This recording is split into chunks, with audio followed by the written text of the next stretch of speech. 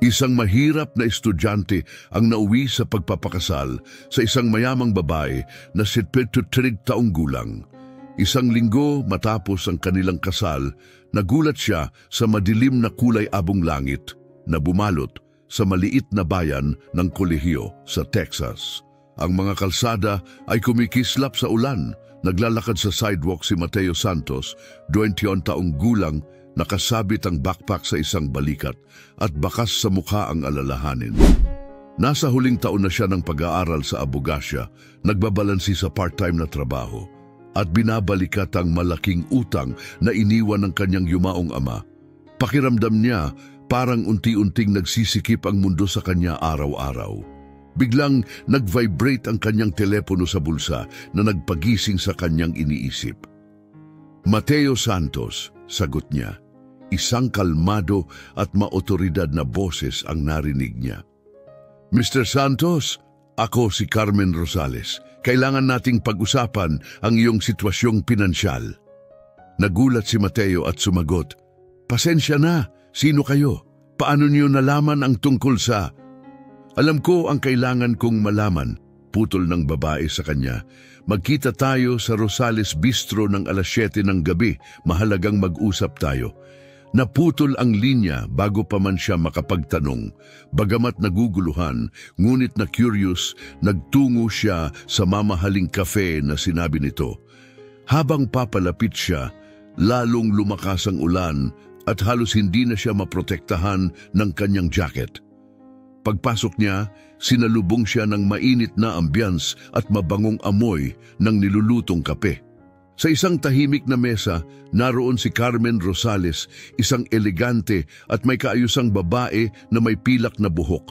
Nakasuot siya ng suit na nagpapakita ng kayamanan. Mateo, tawag niya, inanyayahan siyang umupo. Kalma ngunit puno ng otoridad ang kanyang boses. Agad namang umupo si Mateo sa harap niya. Mrs. Rosales, tungkol saan po ito? Diretso sa punto, gusto ko iyan. Wika niya habang umiinom ng tsaa. Mateo, alam ko ang mga utang na iniwan ng iyong ama at nakikita ko ang hirap mo. May alok ako sa iyo. Kunot noong tumingin si Mateo. Anong klaseng alok? Ibinaba ni Carmen ang tasa ng tsaa at tinitigan siya ng seryoso. Pakakasalan mo ako, sabi niya ng diretsyo na nag-iwan ng bigat sa pagitan nila. Nanlaki ang mata ni Mateo, hindi makapaniwala. Pasensya na? Ano po? Tama ang narinig mo, patuloy niya, seryoso ang tono. Hindi ito tungkol sa pagmamahal, ito ay purong kasunduan lamang. Ako ang magbabayad ng iyong mga utang, titiyakin ko ang kinabukasan mo, at ang kailangan mo lang gawin ay maging asawa ko. Napatawa si Mateo, tila hindi makapaniwala. Seryoso ba kayo? Bakit ako? Hindi niyo nga ako kilala. Bahagyang yumuko si Carmen, ang tingin ay matalas. Eksakto, bata ka walang sabit at desperado para isaalang-alang ang alok ko. Hindi ko hinahanap ang pagmamahal, Mateo. Kailangan ko ng partner, isang taong magdadala ng aking pangalan, hahawak sa ari-arian ko at walang hihilingin pa. Isipin mo itong kontrata lamang. Umiling si Mateo, gulong-gulo ang isip. Hindi ko ito maintindihan. Ano ang mapapala niyo rito? Sa unang pagkakataon, nagbago ang ekspresyon ni Carmen, tila bahagyang malungkot. Buong buhay ko, nag-iisa ako, Mateo. Walang anak, walang natitirang pamilya. Naghahanap ako ng makakasama kahit sa porma lamang at nais kong ayusin ang aking pamana.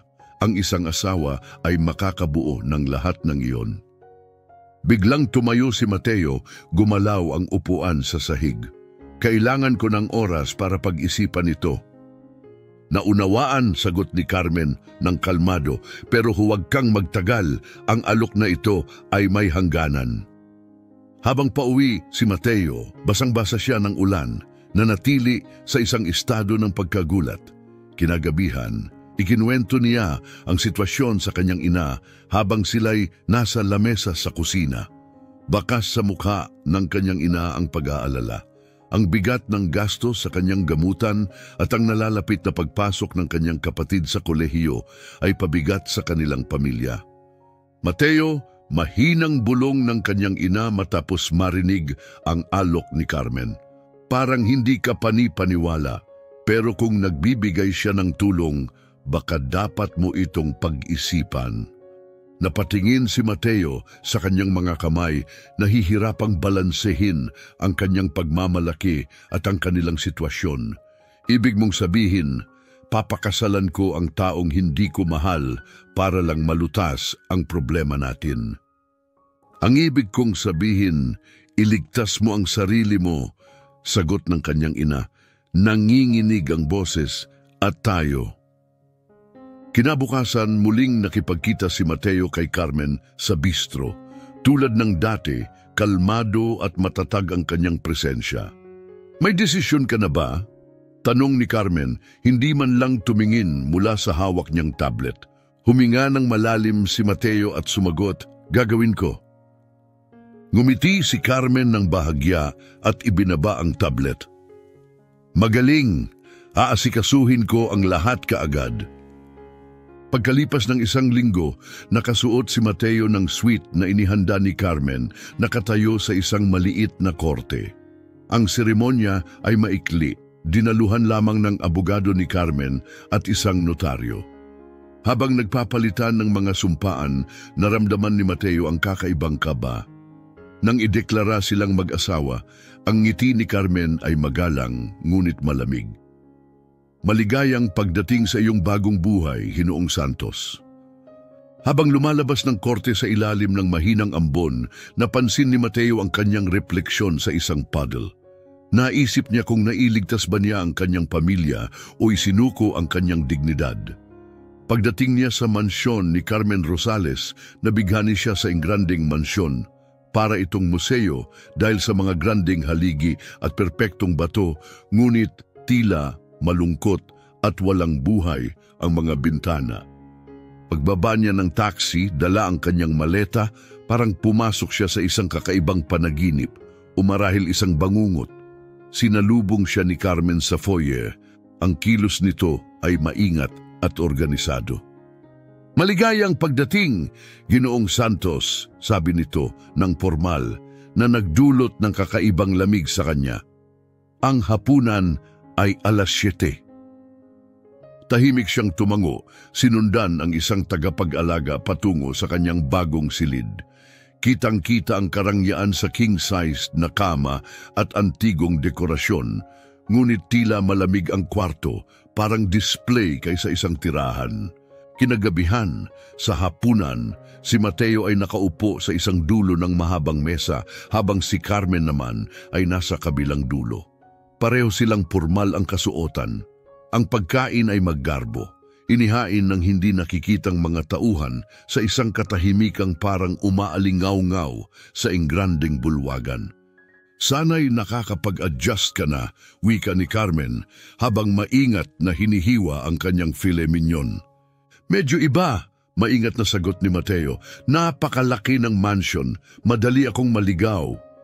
Ngumiti si Carmen ng bahagya. Maaring masanay ka o baka hindi, pero nandito ka na kahit papaano. Naramdaman ni Mateo ang hapdi ng kanyang direktang sagot. Hindi mo pa masyadong naikukwento ang tungkol sa iyong napahinto siya, asawa. Tumigil si Carmen sa paghiwa ng kanyang pagkain. Dahan-dahang pinunasan ng kanyang bibig gamit ang napkin bago sumagot. Nasa negosyo siya, tulad ng iyong ama. Nagkita sila ng ilang beses.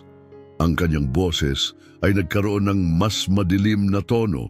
Hindi lahat ng pagkikita ay nagtatapos ng maganda. Bumilis ang tibok ng puso ni Mateo. Anong ibig mong sabihin diyan? Tinitigan siya ni Carmen ng matalas. May mga hindi nalulutas na isyu na minsang nagtatagal. Sabi niya, iniangat ang kanyang baso ng alak. Pero nakaraan na iyon, malalaman mo rin kung bakit ikaw ang napili ko. Ang kanyang mga malabong salita ay nag-iwan kay Mateo ng pakiramdam ng hindi mapalagay. Kinagabihan, habang naglalakad si Mateo sa tahimik na pasilyo ng mansyon, ang tanging tunog ay ang paminsan-minsang pagkrik ng sahig na kahoy. Napadaan siya sa ilang mga nakasarang pintuan. Ang mga makintab na hawakan nito'y tila nagtatago ng mga lihim sa likod ng mga ito. Habang lumilipas ang mga araw, lalong lumala ang kanyang pagkabalisa. Ang mga tauhan ng bahay ay iniiwasang makipagtitigan at nagbubulungan sa isa't isa. Naririnig niya ang ilang pira-pirasong salita tulad ng, "Bakit siya? Alam ba niya?" Laging may dahilan sa mga ginagawa niya. Malalaman din niya ang katotohanan katulad ng iba. Isang gabi, habang naglalakad si Mateo sa silid-aklatan, napansin niya ang mesa ni Carmen na puno ng mga papel at isang maliit, marangyang susi na kumikislap sa ilalim ng ilaw ng lampara. Tumingin siya sa paligid. Walang tao. Bumilis ang tibok ng kanyang puso habang dinampot niya ang susi. Naramdaman ang bigat nito at ang malamig na metal sa kanyang balat. Napaisip siya kung ito ba ay babagay sa isa sa mga nakasarang pinto. Sa isang maingat na tingin sa madilim na pasilyo, isinilid niya ang susi sa kanyang bulsa. Kinagabihan, sa kanyang marangya, ngunit nakakabigat na silid-tulugan, pinaiikot ni Mateo ang susi sa kanyang mga daliri, puno ng tanong ang kanyang isipan. Ang pinakamatindi sa mga ito ay, ano ang itinatago ni Carmen at ano ang tunay niyang dahilan sa pagpili kay Mateo? Pinangunahan ng halo ng takot at pagkamausisa, dahan-dahang naglakad si Mateo sa pasilyo ng gabing iyon. Ang susi sa kanyang bulsa ay parang mabigat na paalala ng mga nakakubling lihim. Bumilis ang tibok ng kanyang puso nang marating niya ang isang pintuan na kanyang napansin noong una. Ang detalyadong hawakan nito ay bahagyang naiilawan ng liwanag ng buwan. Luminga siya pabalik bago paikutin ng susi. Isang mahinang klik ang gumuhit sa katahimikan ng pasilyo na nagdulot ng kilabot sa kanya. Dahan-dahang itinulak ni Mateo ang pinto. Pumasok siya sa isang silid na tila hindi nagalaw ng panahon. Makapal ang alikabok sa mga kasangkapan at ang kupas na wallpaper ay nakadikit pa rin sa mga dingding. Sa isang mesa sa gilid ay may mga larawan sa mga lumang silver frame, mga imahe ng mas batang Carmen, isang lalaki na marahil ay ang kanyang yumaong asawa at isa pang mag-asawa na hindi kilala ni Mateo. Pero ang tambak ng mga papel sa mesa ang agad na humatak sa kanyang pansin. Pinaghalungkat ni Mateo ang mga papel at palaki ng palaki ang kanyang mga mata sa bawat natutuklasan. Ang mga legal na dokumento ay nagpapakita ng mga sablay na transaksyon sa negosyo sa pagitan ng asawa ni Carmen at ng kanyang ama. Isang liham na isinulat sa matalim at matigas na sulat kamay ang umakusa sa kanyang ama ng panlilinlang. Sinira mo ang lahat. Iniwan mong walang-wala ang aking pamilya dahil sa iyong panloloko. Tumigil ang kanyang puso nang makita ang huling dokumento, isang marriage license na nakapangalan sa kanya at kay Carmen, may petsang ilang linggo bago ang kanilang aktwal na kasal, mas maaga kaysa sa kanyang nalalaman. Sa tabi ng mga papel, may isang lumang leather na diary na nakapatong sa mesa. Matapos ang ilang sandaling pag-aalinlangan, binuksan ito ni Mateo. Ang mga tala ay kay Carmen, na nagdedetalye ng isang planong maingat na idinisenyo upang bitagin siya sa isang kasal na layong maghiganti sa mga nakaraang kasalanan. Aalisin ko sa kanya ang lahat, tulad ng ginawa ng kanyang ama sa akin. Isa lamang siyang kasangkapan sa laro ko. Biglang bumukas ang pinto sa likuran niya. Nahanap mo ba ang hinahanap mo? Ang boses ni Carmen ay tumagos sa dilim, matalim at malamig. Lumingon si Mateo, ang ekspresyon niya ay pinaghalo ng pagkakasala at pagkabigla. Carmen, ako, naghahanap ka ng mga sagot? Lumapit si Carmen sa silid. Ang kanyang anyo ay maliwanag na nababakas sa ilaw ng pasilyo. Tandaan mo, Mateo, ang pagiging mausisa ay maaring maging mapanganib. Ano sa palagay mo ang ginagawa mo. Sumagot siya ng may tahimik na determinasyon, bakit mo ako pinakasalan? Lahat ba ng ito'y paghihiganti sa aking ama? Tumigas ang ekspresyon ni Carmen, bahagyang nawawala ang dati niyang kalmado. Hindi ka narito para magtanong, Mateo. Gawin mo ang inuutos at matatapos mo ang kasal na ito ng mas maayos kaysa sa pinagsimulan mo. Hindi ba sapat yun? Napalakas ang kapit ni Mateo sa kanyang mga kamao. Tumataas ang galit. Tama na, niloko mo at minanipula ako. Hindi ito kasal, ito'y isang bitag. Isang malamig, bahagyang ngiti ang sumilay sa labi ni Carmen, ngunit hindi umabot sa kanyang mga mata. Bitag, sabi mo. Baka dapat naging mas maingat ka bago pumirma ng kahit anong dokumento. Bahagyang lumapit siya, ang boses niya ay puno ng pang-uuyam. Akala mo matalino ka, Mateo, pero tulad ka rin ng iyong ama. Hindi namamalayan ng pinsalang dinadala mo hanggang huli na ang lahat. Matalim na tumingin si Mateo sa kanya, ramdam ang bigat ng pagkakakilanlan ng kanyang ama. Kung labis mo siyang kinamuhian, bakit mo piniling ipaghiganti ito sa akin? Wala akong kinalaman sa ginawa niya laban sa iyong pamilya. Tinitigan siya ni Carmen ng matagal. Ang katahimikan sa pagitan nila'y tila nagiging mas mabigat. Sa huli, tumalikod siya. Hindi mo alam kung saan ka napasok, Mateo. Huwag kang makialam sa mga bagay na hindi mo naiintindihan. Sa kanyang pag-alis, nag-echo ang tunog ng kanyang mga hakbang sa kahabaan ng pasilyo. Paglaon, habang nakahiga sa kanyang marangyang ngunit nakakapasong kama, na natiling gising si Mateo, ang kanyang isipan ay gulo-gulo. Ang mga sinabi ni Carmen ay bumabagabag sa kanya, ngunit mas lalong kinukulit siya ng mga dokumento at tala sa diary. Bakit siya umabot sa ganitong haba? Para lang makasama siya sa kanyang paghihiganti.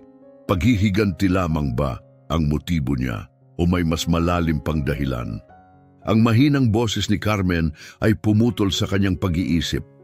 Bumangon siya mula sa kama, tahimik na naglakad papunta sa opisina ni Carmen. Itinapat ang tainga sa pinto upang makinig. Siguraduhing tapos na ang paglipat, matalas na utos ni Carmen. Hindi siya dapat umurong ngayon. Malapit na tayong maubusan ng oras. Isang malamig na kilabot ang dumaan kay Mateo. Ang lalim ng sitwasyon ay mas malala kaysa sa kanyang inaasahan. Sa kalagitnaan ng malawak na silidaklatan, habang nag-iisa, binalot siya ng takot at pagkalito. Ang mga mahiwagang pahayag ni Carmen at ang mga ebidensyang natuklasan niya sa nakasarang silid ay malinaw na nagsasabing siya'y nasa isang sitwasyong hindi niya kayang kontrolin. Ang dating kamanghamanghang mansyon ay naging parang marangyang bilangguan. Ang karangyaan nito'y tila nagtatago ng madilim na lihim. Kinagabihan, hinanap ni Mateo si Ginoong Lopez, ang punong butler ng mansyon. Ang kanyang kalmadong anyo ay tila nagkukubli ng hindi mabatid na kwento. Mateo, panimula ni Ginoong Lopez, kailangan ko ang iyong tulong. May kakaiba dito. Direkta at hindi matitinag ang tingin niya kay Mateo. Ang mga kamay niya'y maayos na nakalapat sa likod. Ginoong Lopez, ramdam ko nang lalapit ka rin sa akin balang araw. Mateo, may natuklasan ka, hindi ba? Tungkol kay Carmen, tungkol sa lahat? Pagkatapos ng saglit na katahimikan, tumugon si Ginoong Lopez, hindi ikaw ang una na nadala ng kagandahan at talino ni Carmen. Matalino siya, maabilidad at hindi natitinag sa pagkamit ng gusto niya. Mag-ingat ka. Nabuo ang isang matinding kaba sa sikmura ni Mateo. Kung alam mo ang tunay niyang ugali, bakit ka nananatili? Bahagyang lumambot ang anyo ni Ginoong Lopez na tila binalot ng kalungkutan. Ang pag-alis ay hindi opsyon para sa ilan sa amin. Buong loob na nagsimulang magplano si Mateo ng pagtakas. Lumapit siya kay Paulo, isang mapagkakatiwalaang kaibigan mula sa kanyang araw sa law school, sa ilalim ng dahilan ng simpleng pag-usisa. Mateo, tanong ni Paulo, kung sakali lang maaaring manullify ang isang kontrata kung ito'y nilagdaan dahil sa panlilinlang o sa pilitan? Hypothetically posible, depende sa ebidensya. Bakit mo na itanong, may problema ka ba? Iniwasan ni Mateo ang tanong. Gumagawa lang ako ng hypothetical para sa klase. Salamat, pre. Sa mga sumunod na araw, palihim na naghalughog si Mateo sa opisina ni Carmen tuwing wala ito, naghahanap ng sagot tungkol sa kanyang obsesyon sa kanyang ama. Isang gabi, habang binubusisi ang kanyang mesa, natagpuan niya ang isang sobre na naka-address sa kanyang ama. Sa loob nito ay isang mapanuyang liham mula kay Carmen. Inakusahan nito ang ama ni Mateo ng pandarambong, panloloko at pagkamapanlinlang na di umano'y sumira sa kayamanan ng kanyang pamilya at naging sanhi ng pagkamatay ng asawa ni Carmen. Iniwan mo kaming walang-wala, ang stress ang tumapos sa aking asawa at namatay siya dahil sa iyong mga ginawa. Sisiguraduhin kong magdurusa ang iyong pamilya sa ginawa mo. Nagbaliktad ang sikmura ni Mateo sa tindi ng kanyang nararamdaman. Malinaw na ang mga motibo ni Carmen ay hindi lamang tungkol sa pagbawi ng pera, ito'y nakaugat sa matinding galit at paghihiganti na nabuo mula sa matagal ng kalungkutan at puot. Maingat niyang ibinalik ang liham, ngunit buo ang kanyang desisyon na kumilos. Hindi siya papayag na maging kasangkapan sa plano ni Carmen para maghiganti. Kinagabihan, tahimik niyang isinulat ang mga posibleng ruta ng pagtakas mula sa mansyon. Ngunit si Carmen, na likas na mapagmasid, ay naramdaman ang kanyang pagkabalisa. Kinabukasan, hinarap siya ni Carmen sa silid kainan. Ang nakakakilabot niyang presensya ay tila pumunit sa kalmadong hangin. Carmen, mukhang abala ka nitong mga nakaraang araw, maingat na sabi ni Mateo. Tumingin si Carmen, ang kutsarang hawak ni Mateo ay nanatiling nakabitin sa ere. Hindi ko alam ang ibig mong sabihin. Ngumiti si Carmen ng malamig at tumugon, huwag kang magkunwaring walang alam, Mateo. Hindi ka sapat na matalino para malampasan ako. Mas matatalinong tao pa ang natalo ko. Napalunok si Mateo, pilit na pinapanatili ang mahinahong tono. Ano man ang inaakusahan mo sa akin, sinisiguro kong wala akong ginagawang masama. Bahagyang yumuko si Carmen, ang kanyang boses ay tila may lason. Trahido rin mo ako at pagsisisihan mo ito, bulong niya bago tumuwid at tuluyang umalis. Naiwan si Mateo na naghahanap ng desisyon. Ang pagtakas ay delikado, ngunit ang manatili ay nangangahulugang pagsuko sa masasamang plano ni Carmen, isang bagay na hindi niya kayang tanggapin. Habang naglalakad-lakad si Mateo sa silid aklatan, mabigat ang kanyang isipan dahil sa mga kamakailang natuklasan. Kinumpirma ng pribadong detektib na lihim niyang inarkila ang masakit na katotohanan. Ang yumaong asawa ni Carmen, si Harold Rosales, ay niloko ng ama ni Mateo sa isang mapanlinlang na transaksyon sa ari-arian na sumira sa kayamanan ng pamilya Rosales. Ang sumunod na atake sa puso ni Harold na nagdulot ng kanyang pagkamatay ay nagtulak kay Carmen sa bingit ng paghihiganti. Ang intensyon ni Carmen na pakasalan si Mateo ay hindi lamang isang estratehiya. Ito ay isang masusing plano upang pahirapan ang kanyang pamilya. Pinapalawig ang paghihiganti lampas sa libingan. Pinipigilan ng galit, napapaisip si Mateo kung bakit siya ang kailangang magdusa para sa mga kasalanan ng kanyang ama. Bagamat kinamumuhian niya ang mga pamamaraan ni Carmen, hindi niya maiwasang maramdaman ang lungkot sa sakit na nagtulak sa kanya sa ganitong kalagayan. Kinagabihan, palihim na nakipagkita si Mateo kay Paulo, ang kanyang kapanalig mula sa law school. Magkasama nilang inayos ang mga ebidensyang nakuha mula sa opisina ni Carmen at ang ulat ng detektib. Nahanap nila ang mga pruweba ng mga kasalukuyang kaduda-dudang negosyo ni Carmen, mga ilegal na alyansa at mga pekeng pahayag sa pananalapi na layong ibalik ang kanyang yaman sa mapanlinlang na paraan. Paolo, sapat na ito para pabagsakin siya, pero mag-ingat ka. Kapag nagduda siyang alam mo na ang lahat, maaaring maging hindi siya mapigilan. Matatag ang ekspresyon ni Mateo. Sobra na ang pinsalang dulot niya, panahon na para itigil ito. Kinabukasan, nakaupo si Mateo sa malawak na sala, ang mahahalagang ebidensya ay nakatago sa kanyang bag. Nang pumasok si Carmen na may karaniwang kalmado niyang anyo, tumayo siya upang harapin ito. Mateo, kailangan nating mag-usap, sabi ni Carmen. Talaga? Ano bang napakahalaga? Tanong ni Carmen. Ang kilay ay bahagyang nakataas, ang tono'y matalim.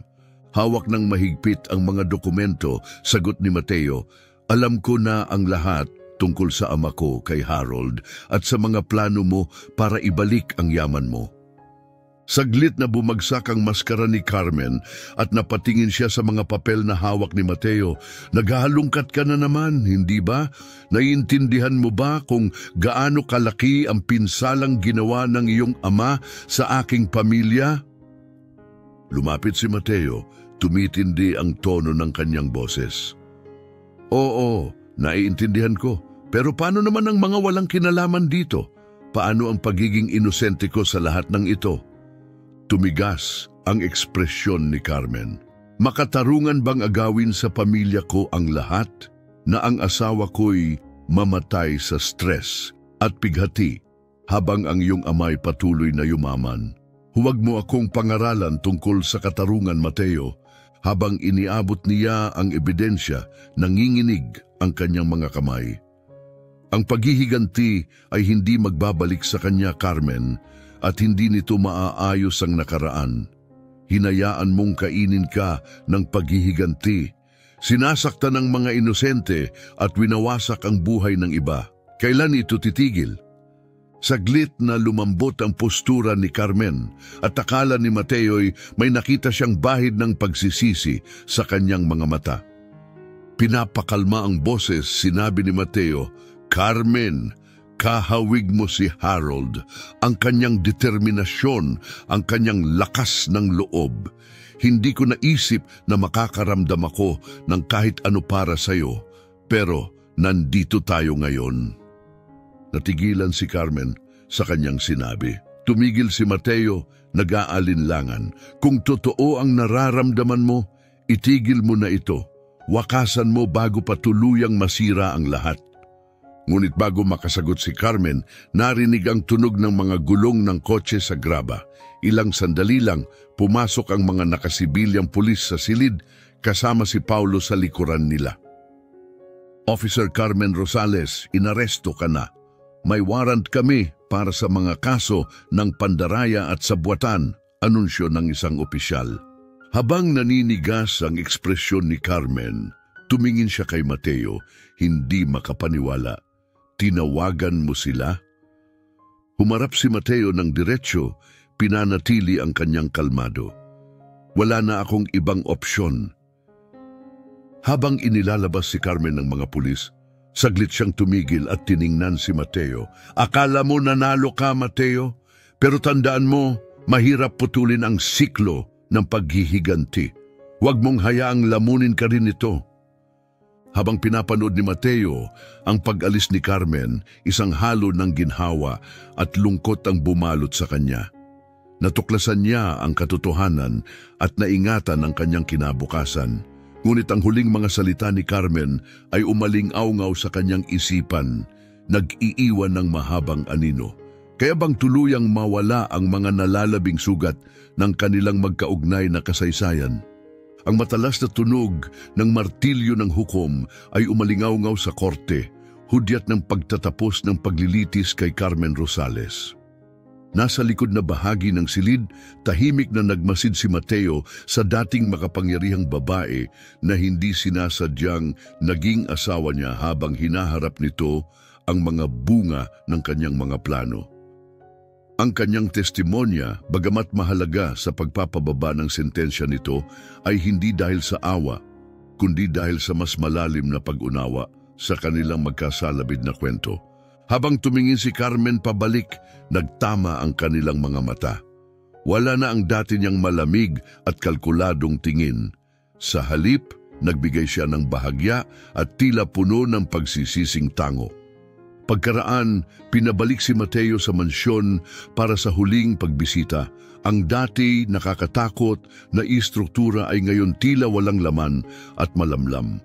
Bilang huling kilos ni Carmen, iniutos niyang ipamana ang mansyon kay Mateo. Inabot ng abogado ng mansyon ang isang liham na isinulat ni Carmen.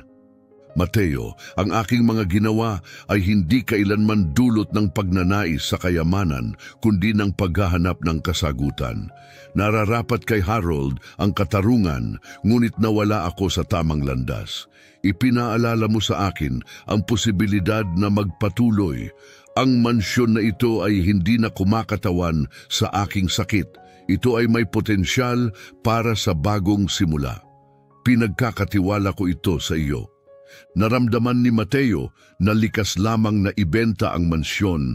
Ito ang naging kulungan para sa kanya at kay Carmen. Ang kita mula sa bentahan ay binayaran ang mga utang ng kanyang pamilya. Pinalaya ang kanyang ina mula sa mahabang anino ng mga pagkakamali ng kanyang ama. Gamit ang natirang pera, itinatag ni Mateo ang isang scholarship sa alaala ni Harold Rosales bilang pagkilala sa biktimang hindi sinasadyang nadamay sa gulo ng kanilang pamilya. Ang pagbabalik ni Mateo sa law school ay nagdala ng bagong sigla. Sa bagong layunin, itinuon niya ang kanyang kaalaman sa batas upang tulungan ang mga napagkaitan ng hustisya, tulad ng naranasan ni Carmen noon. Isang araw ng taglagas, nakatanggap siya ng bagong liham mula kay Carmen. Ang pamilyar na sulat kamay agad niyang nakilala. Nakaupo sa isang bench sa campus, binuksan ni Mateo ang liham. Mateo, ipinakita ng pagninilay na ang paghihiganti ko ay naging isang personal na bilangguan. Ang iyong di inaasahang kabutihan sa kabila ng aking mga pagkakamali ay nagbigay sa akin ng aral. Ang pagpapatawad ay isang anyo ng lakas, hindi kahinaan. Salamat sa iyong pag-angat sa kalupitan ng mundo at sa pagpapakita ng kapangyarihan na putulin ang mga siklo ng ating mga minana. Naway matagpuan mo ang kaligayahang hindi ko natagpuan. Habang iniintindi ang kanyang mga salita, maingat na tiniklop ni Mateo ang liham at inilagay ito sa kanyang bulsa, taglay ang bagong kapanatagan. 1 taon matapos ang pag-aresto kay Carmen sa isang simpleng seremonya para sa mga benepisyaryo ng scholarship, nakatayo si Mateo sa harap ng isang plake na nagpaparangal sa Harold Rosales Scholarship Fund for Second Chances. Sa kanyang talumpati, ang kanyang boses ay puno ng sinseridad. Ang pondo na ito ay higit pa sa simpleng tulong pinansyal. Ito'y pagbibigay ng oportunidad sa mga maaaring hindi napapansin, ginagawang inspirasyon ng mga hamon bilang susi sa paglago. Pagkatapos ng seremonya, saglit siyang tumigil ng mag-isa, iniisip ang magulong mga pangyayari ng nakaraang taon. Lubos na nabago ang kanyang buhay, ngunit naramdaman niya na sa wakas ay nasa tamang direksyon na siya. Umalis si Mateo sa seremonya na may bahagyang ngiti. Tumingala sa malinis na kalangitan at damang-dama ang ginhawang dulot ng pagtalikod sa mga bigat ng nakaraan. Sa kanyang bulsa, ang liham ni Carmen ay nanatiling tahimik na paalala ng mahahalagang aral na natutunan nila tungkol sa pagtubos, hustisya, at ang kapangyarihan ng pagpapatawad na kayang baguhin ang buhay. Salamat sa pagsama sa amin sa makabuluhang paglalakbay ng katatagan, pagtubos, at pagpapatawad. Ang kwento ni Mateo ay nagtuturo sa atin na sa kabila ng mga pagtataksil at kahirapan, ang ating mga desisyon ay maaaring magdala ng paggaling at bagong simula. Kung ang kwentong ito ay nagbigay inspirasyon sa iyo, Huwag kalimutang i-like at i-share ito sa iyong pamilya at mga kaibigan. Ipagkalat natin ang mga prinsipyo ng pag-asa at pangalawang pagkakataon saan man. At kung hindi mo pa nagagawa, isaalang-alang ang pag-subscribe sa aming channel para sa higit pang mga kwento na magpapakilos sa iyong damdamin at magpapaalala sa atin ng kahalagahan ng empatya, pagpapatawad at pagmamahal. Maraming salamat sa pakikinig at sana'y muli naming kayong makasama. Sa susunod na episode, magdadala kami ng isa pang kwentong magpapainit ng inyong puso.